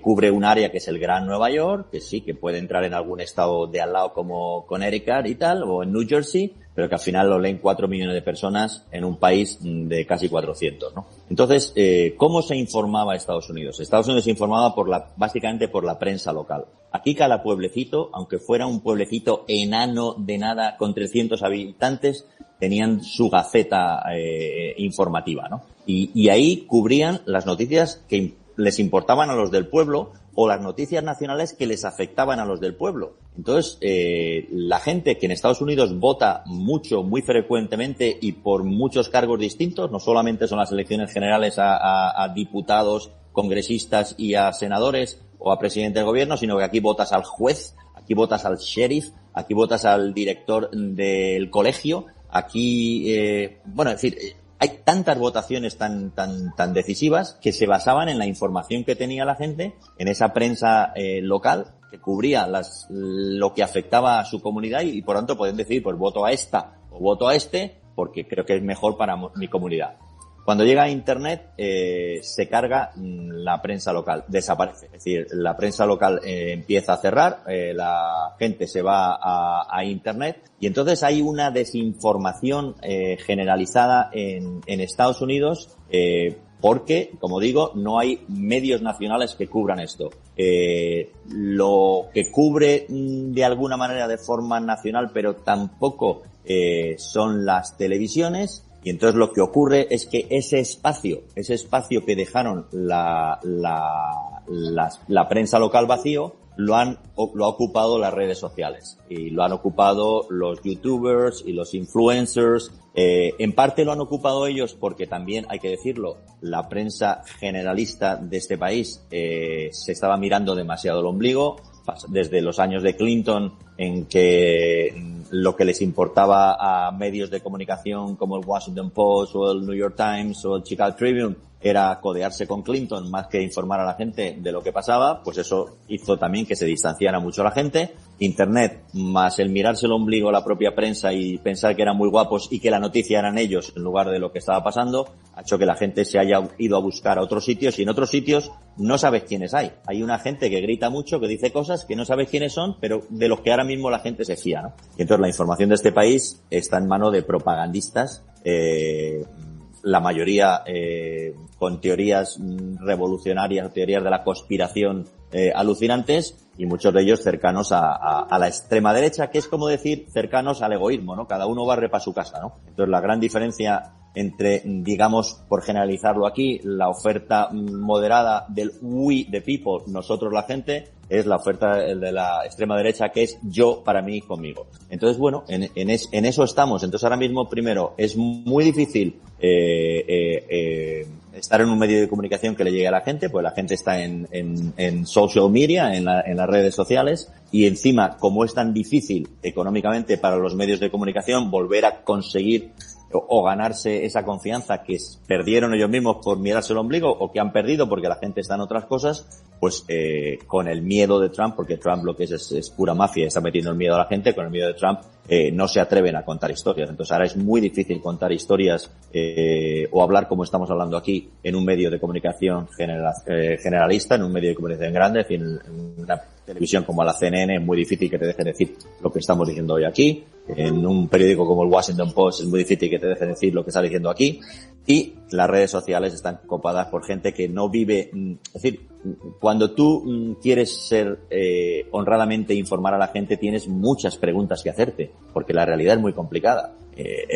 Las redes sociales están llenas de gente que tienen soluciones rápidas y que tienen la respuesta para todo, y hay que poner en duda a esa gente, pero al final, en un mundo desesperado en el que estamos ahora mismo, en un mundo en el que la gente dice qué será de mi futuro con el calentamiento global, qué será de mis hijos con los robots, qué será de nosotros con ese desorden que hay en el mundo, las respuestas rápidas son las que más fáciles son de pinchar y son las que a la gente accede, ¿no? Entonces, luchar contra esas respuestas rápidas, luchar contra esas redes sociales donde los que informan son gente que tienen intenciones ocultas a la hora de contarte las cosas, es muy complicado, ¿no? Entonces, bueno, no sé cuál es la solución, pero la solución es seguir contando historias con seriedad, contando historias con honradez, y confiar en que la gente poco a poco vaya buscando lugares, ¿no?, de descanso, lugares de confianza, porque aquí hemos perdido todo la confianza en todos. Entonces lo que hay que hacer es recuperarla, y la única manera de recuperarla es contando las cosas como son, y tarde o temprano la gente se irá dando cuenta.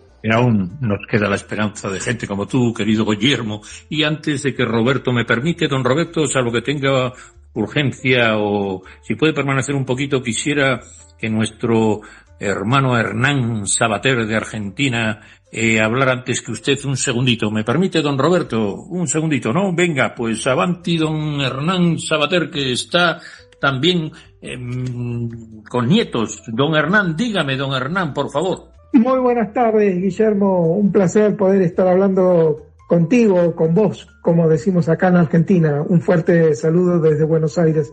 Desde tu experiencia viviendo en Estados Unidos y tus múltiples trabajos de terreno, ¿qué mirada te parece justa, comprometida y todavía ausente en los medios?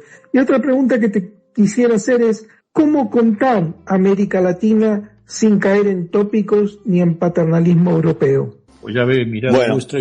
Venga. No, empiezo por el final y enlazo con algún comentario que hemos hecho aquí antes, y decía Javier, por ejemplo, que que es una oportunidad ahora mismo para Europa a través de España para reencontrarse con América Latina y creo que sería fundamental. El gran problema que tenemos en España con América Latina y que todavía no hemos aprendido, creo que por viajar poco los españoles a América Latina, es que no hemos perdido la arrogancia, ¿no? Es decir, todavía creo que hay muchos compatriotas que piensan que son superiores a los seres humanos que habitan la América hispana, ¿no? Y eso lo compruebo en Estados Unidos con gran tristeza una vez y otra vez, y lo vuelvo a comprobar, ¿no? De empresas españolas o españoles que vienen aquí a emprender negocios a Estados Unidos y que no se fían, no les interesa crear vínculos con gente que lleva aquí 250 años, ¿no? Que son hoy, o tienen hoy pasaporte de Guatemala, o de México, o de Honduras, o de Nicaragua, o de Argentina. La realidad es que a los hispanos de Estados Unidos nos une muchísimo más de lo que nos separa, ¿no? Es decir, desde cosas profundas hasta la manera en que tenemos de disfrutar de la vida, ¿no? Por ejemplo, yo aquí en las fiestas, los anglos se van siempre sin decir adiós y los hispanos decimos adiós 50 veces y nunca nos vamos, ¿no? Los hispanos en las fiestas llegamos cuando llegamos y nos vamos cuando nos vamos. Aquí los anglos te ponen fecha de caducidad. Ven a mi cumpleaños de 5 a 7 y media. Y a las 7 ya está la gente bebiendo una botellita de agua para licuar un poco el vino y que no le pongan una multa cuando conducen el coche. Y ya se van a las 7 y media en punto, ya cogen el abrigo y se marchan, ¿no? Es decir, hay muchas cosas, independientemente de esta tontería que he mencionado yo, pero hay muchas cosas profundas en la manera que tenemos de entender la vida que podrían unir a los hispanos. Sin embargo, estamos aquí peleados porque los de Guatemala no quieren hablar con los de México, los españoles se creen más listos que ninguno y nadie los aguanta, y viceversa, ¿no? Yo creo que si España pusiera sobre la mesa la modestia, es decir, hay una historia que es indiscutible, y es que gente que hablaba español y con una manera de entender la vida se vinieron a América, y el resultado hoy de la América hispana es la mezcla de esa gente con las comunidades indígenas, y es una riqueza bestial que deberíamos aprovechar entre todos, ¿no? Y tenemos muchas maneras de entendernos, pero para entenderse con la gente y para que las cosas funcionen hay que mirar a la gente a los ojos y a la misma altura y a la misma distancia, y no mirar desde arriba para abajo ni decir a la gente lo que tiene que hacer, sino también a veces escuchar y aprender qué es lo que hay que hacer de gente que tiene más experiencia que tú en ese campo. Entonces, bueno, yo creo que si el español consigue perder la arrogancia y escuchar a todo lo que tiene que aportar Hispanoamérica, porque esto es un viaje de ida y vuelta, no es un viaje solo de ida, de mira chico, esto es así, sino de o sea, vas a América pero vuelves, ¿no? Y detrás el tomate y haces el gazpacho. O sea, que quiero decir que nosotros en España, si empezamos a mirar qué le debemos a América, empezando por la receta del gazpacho, que si no existiera México nos hubiéramos quedado con las ganas, y empezando por la receta de la tortilla de patatas, que si no existiera Perú nos hubiéramos quedado también con las ganas. Habría que mirar muchas cosas en la arquitectura, en la manera de vestir, en la música, en la manera de gestionar problemas que hemos aprendido de allí, ¿no? Y que deberíamos empezar a reconocerlo ya, ¿no? Entonces creo que lo que hace falta aquí es primero una modestia de España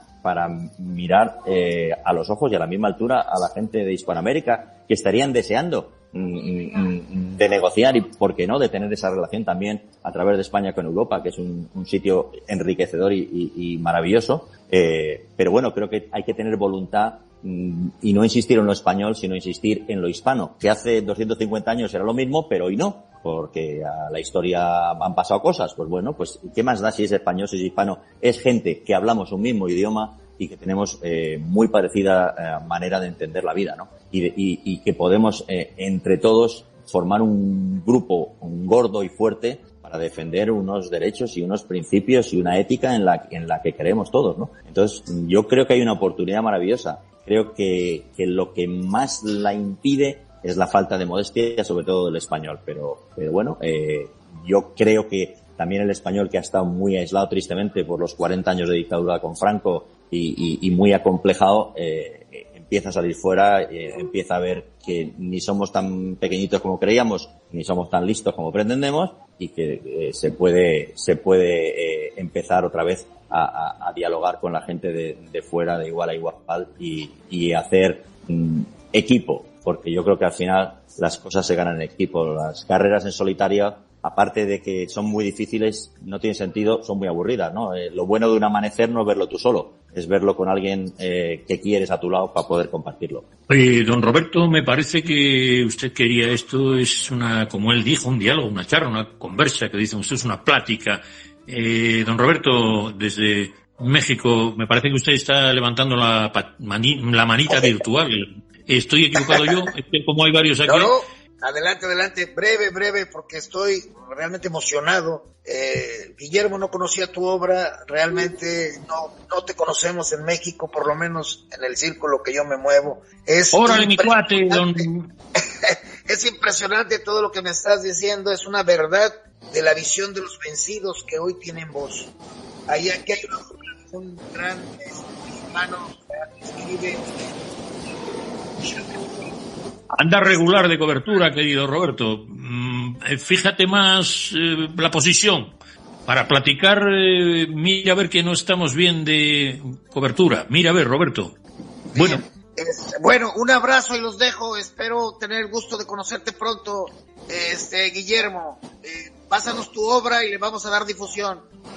Ok, gracias. Igualmente. Pues Guillermo ya sabe que tienen un lanzamiento cultural, turístico en México, cercano a grupos de promoción cultural y turística de la zona desde Cancún a Veracruz, ¿sabes? Y claro que sí, que creo que tú eres un gran puente entre Estados Unidos y España y Españita y la Unión Europea. Sé que ahora tenemos, como tú señalas, con buen criterio, la modestia de aprovechar esta oportunidad porque tenemos una manera de entender la vida. Tus palabras son maravillosas, Guillermo.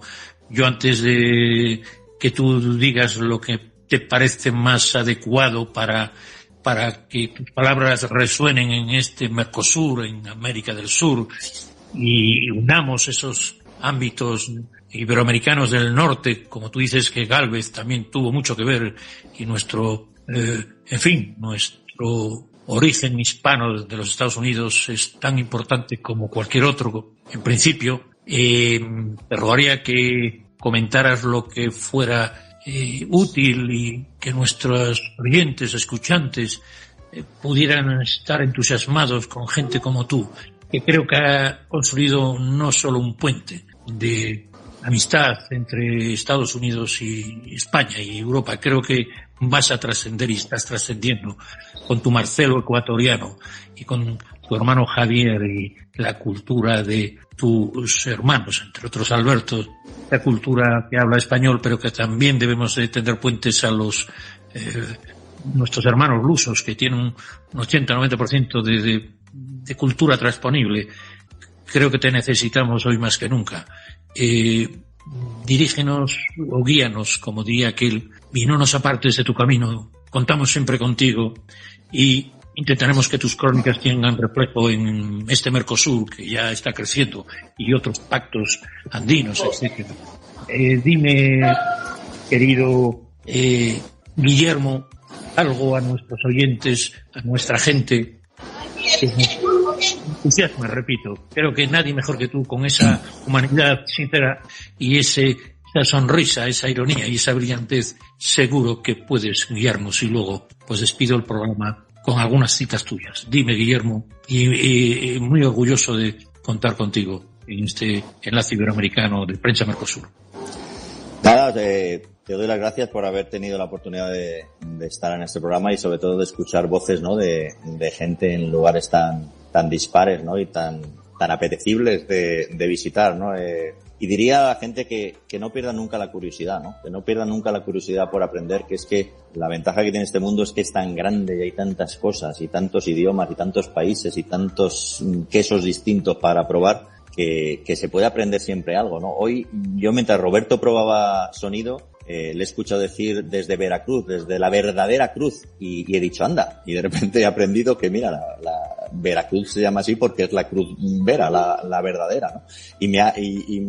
Se me ha quedado ahí, y voy a ir a cuando termine el programa a visitar Google y ver cuál es la procedencia del nombre, ¿no? Pero que siempre hay cosas que en las conversaciones con la gente que no tienes que ir a una academia de nada ni a estudiar nada para aprender, ¿no? Y el truco está, como digo, y ojalá que yo estuviera contagiado, porque yo peco de lo contrario, pero el truco está en escuchar, ¿no? Y sobre todo en escuchar a la gente que menos te pensabas que tenías que escuchar. Es decir, que donde se aprenden cosas y donde, pero ya no aprender de mira que Veracruz es la Veracruz. No, sino de historias, de aventuras, de meterte, o sea, si escuchando a la gente, de repente te ves que estás de vacaciones en un sitio que no pensabas que ibas a ir en tu vida. O de repente estás merendando en una casa que no pensabas que ibas a entrar en tu vida. O de repente estás escuchando un idioma que no pensabas que ibas a entender en tu vida.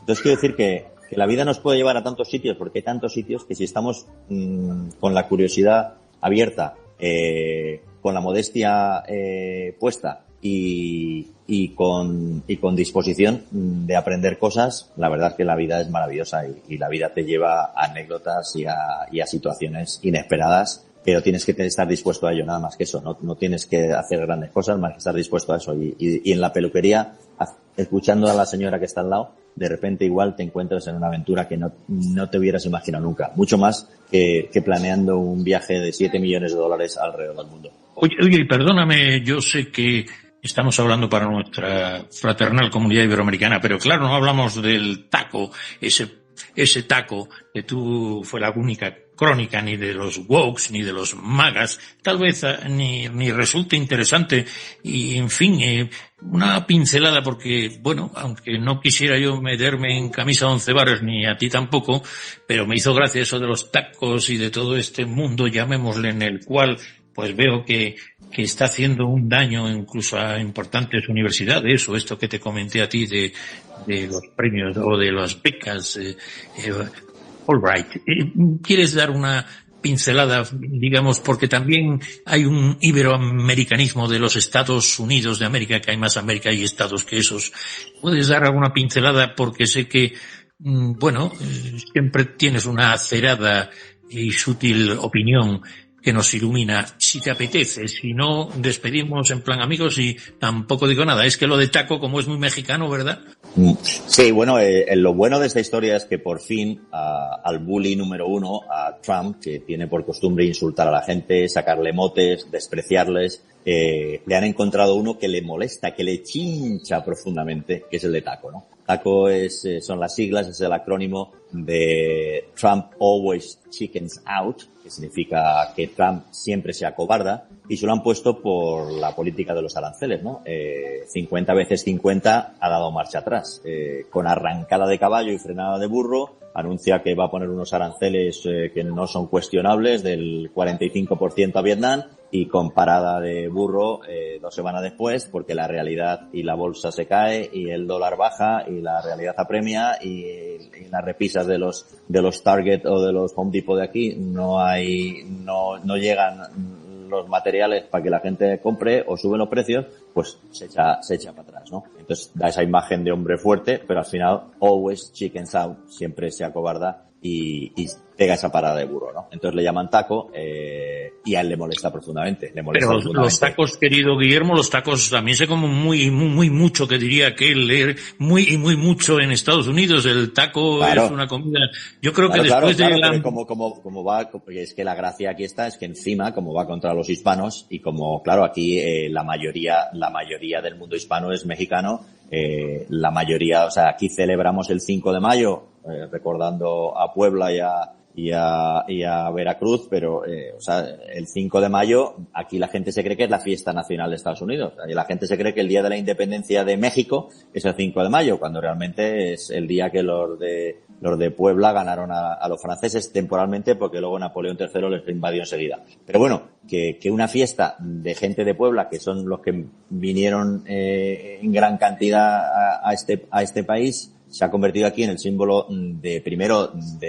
creen que de la fiesta de independencia de México, que no lo es, pero segundo, de la fiesta de toda la hispanidad. Y ese día, el 5 de mayo, aquí todo quisque, el que hace, se toma una cervecita bien fría y come tacos. Es decir, el taco es parte de la cultura de Estados Unidos, obviamente, y es símbolo de la hispanidad que hoy persigue Trump en Estados Unidos. Entonces la ironía está en primero que le digan que es un cobarde, que le molesta profundamente porque él va de hombre fuerte, pero como todos los cobardes, va de hombre fuerte con los débiles y cuando se le pone uno más fuerte que el delante se atraganta. Bueno, pues le molesta el taco porque viene lo de chickens out, lo de que sea cobarda, pero le jode profundamente el taco porque le ponen al nivel de la hispanidad que él persigue. Querido Guillermo, dejando torpes al lado, que tú siempre has tenido de verdad te lo digo, una proyección con simpatía y humanismo, y tenéis la fundación también Goma Espuma de solidaridad.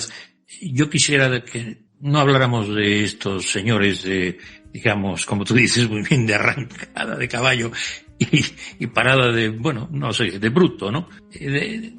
Algunas palabras aquí que no quise. Gañán, tal vez. Gañán es una palabra que sabemos muy bien con la fineza que nos caracteriza en España a veces definir.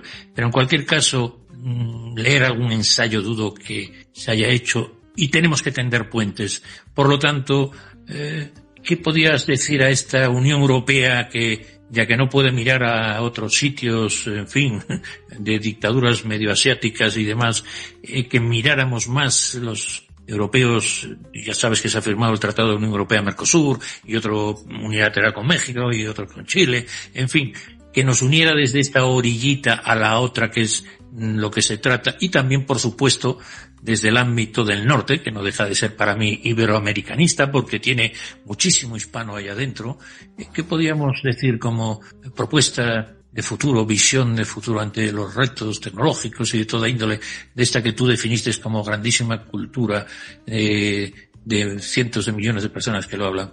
Algo que seguro que nos guía tus labios.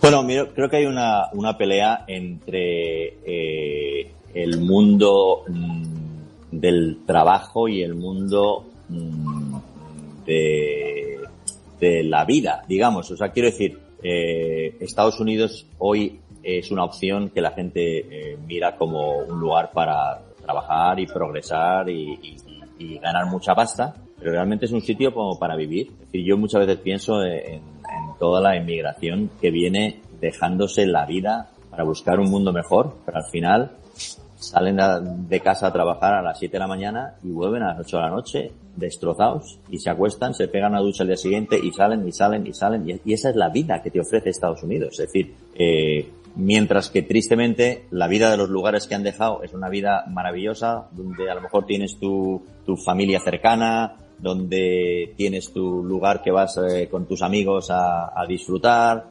donde la comida no es una cosa aditiva que la hacen con tanta azúcar para que no tenga más remedio que volver al día siguiente a comértela, aunque sea comida de perro, sino que la comida en los sitios que han dejado es una comida que da gusto y que se hace de manera cooperativa ante la gente y con elementos que has cultivado tú mismo. Quiero decir, que el estilo de vida que ofrece la gente que habla español está comprado en el mundo entero. Es decir, ahora mismo España no puede más de turismo, es decir, rebosa por los lados. ¿Y por qué es?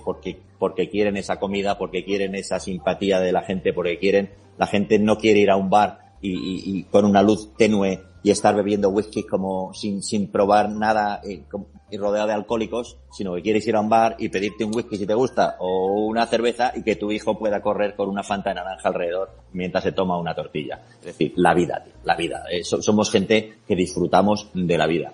Y ese disfrutar de la vida no es lo contrario, como es el estereotipo del vago, no es la siesta nada más, no es lo contrario de trabajar. No es que unos estamos disfrutando en el bar y tomando tortilla patatas y los otros trabajan como perros. No, se puede trabajar, se puede rendir, se puede tener tecnología punta como la tienen países de Hispanoamérica y como la tiene también España, y se puede tener un tipo de vida agradable y decente. Entonces, yo creo que la ayuda de Europa puede hacer que y con la mezcla de Hispanoamérica puede hacer que ese estilo de vida que no queremos perder y que no debemos de perder se pueda juntar con la tecnología, con la eficiencia, con el trabajo que tienen otra gente que se ha preocupado más de eso, como a lo mejor los alemanes o los ingleses o los del norte, que como hace tanto frío están todo el día ahí inventando. Entonces, quiero decir que creo que la mezcla explosiva, como he dicho antes, que disfrutar y aprender es una maravilla, creo que el tener una calidad de vida fundamental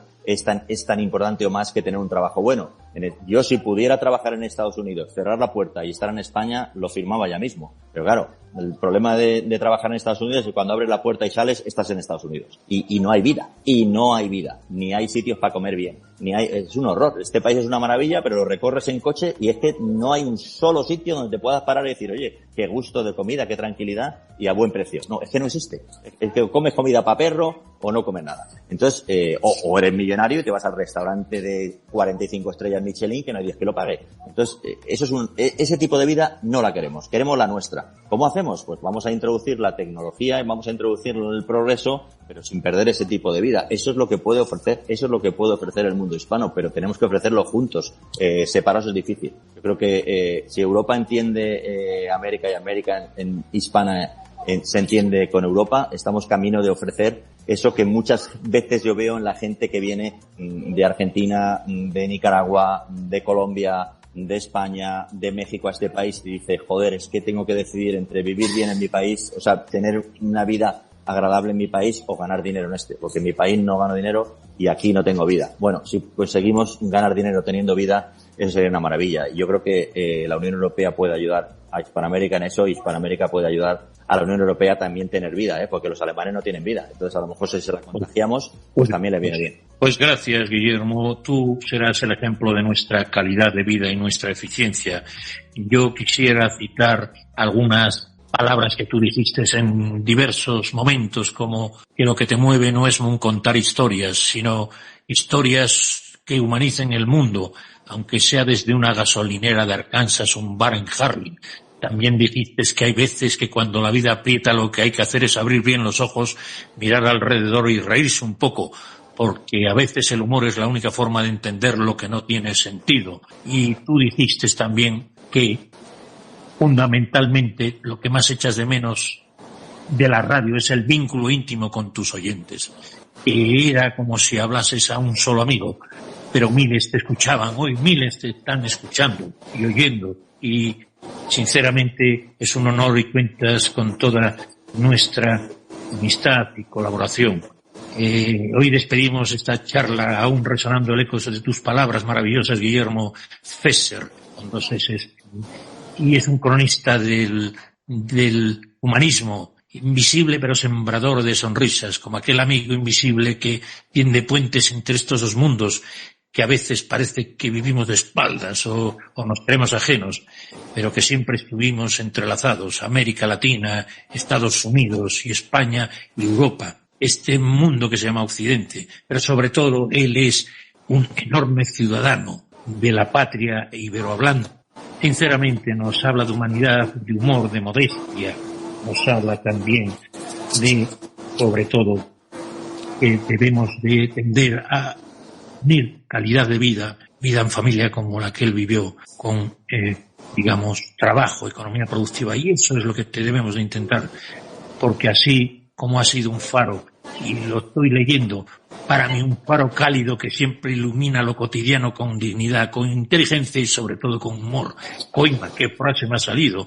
Y no es inteligencia artificial, porque, querida audiencia, no me da tiempo a decir que en estos tiempos de fragmentación, lo iberoamericano, que une la hispanidad con el uso, que son culturas, como él dice, complementarias, y que están también enraizadas con la anglosajón, esto que llamamos Occidente, debe de sentir esa unidad y sobre todo la enorme fuerza que gente como tú, Guillermo, que desde la otra orilla, con tu lengua hispanohablante, nos unes en la memoria de Gálvez y en el futuro compartido de tu calidad de vida. Pero fíjate una cosa, déjame decirte un apunte pequeñito antes de irme. Cuando yo hablo de lo que puede aportar Hispanoamérica a Europa, porque no es solo lo que aporta Europa a Hispanoamérica, lo que puede aportar Hispanoamérica a Europa, no simplemente hablo de lo que viene por culpa de que los españoles fueron allí de excursión hace 500 años. Es que hablo también de la parte indígena tan bestial de Hispanoamérica. O sea, ahora mismo resulta que el hombre blanco ha descubierto que reciclar es bueno. ¿Hace cuántos años que reciclaban las culturas indígenas? Pero como eran ellos, le decíamos, no,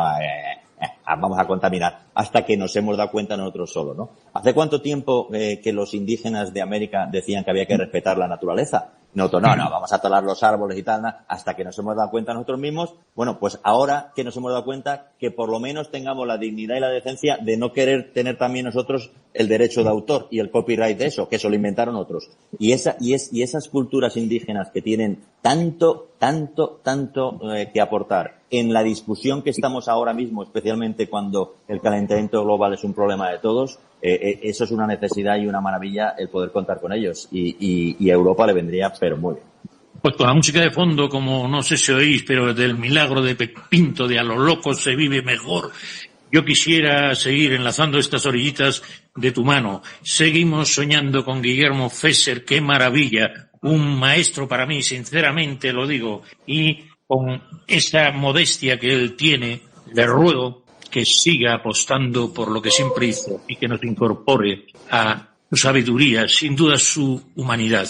Muchísimas gracias, querido Guillermo Fesser. No sabes lo que te agradezco, y susurrándote con poca gracia, pero con mucho respeto, estamos a la orden, que dirían en México, don Guillermo. Muchas gracias y hasta pronto. Y no sabes lo que me has guiado, porque yo soy un chico bastante serio y aburrido, y mis mejores sonrisas han sido en las noches que estudiaba Derecho escuchando tus programas. Y se nos olvidan tus personajes. Un abrazo, hasta siempre, meu gente, hasta siempre nuestra gente, hasta luego, hasta la próxima, director. Un abrazo. Desde prensamercosur.org presentamos nuestro programa Radio Podcast Enlace Iberoamericano, con base en España y Portugal y con el resto de la comunidad iberoamericana en la Unión Europea. Tendremos puentes de comunicación e integración con personas y temas de nuestro interés. Radio Mercosur y su Enlace Iberoamericano, presentado desde España por Javier Pertierra, se emitirá los jueves en vivo y en directo. Enlace Iberoamericano, que comenzará a las 13 horas en Brasil, Argentina y Uruguay. 12 horas de Bolivia, Paraguay, Chile, Cuba y Venezuela, 11 horas de Colombia, Ecuador y Perú, 10 horas de México y Centroamérica, 18 horas de España. Escucha Enlace Iberoamericano en la radio y podcast Mercosur de www.prensamercosur.org.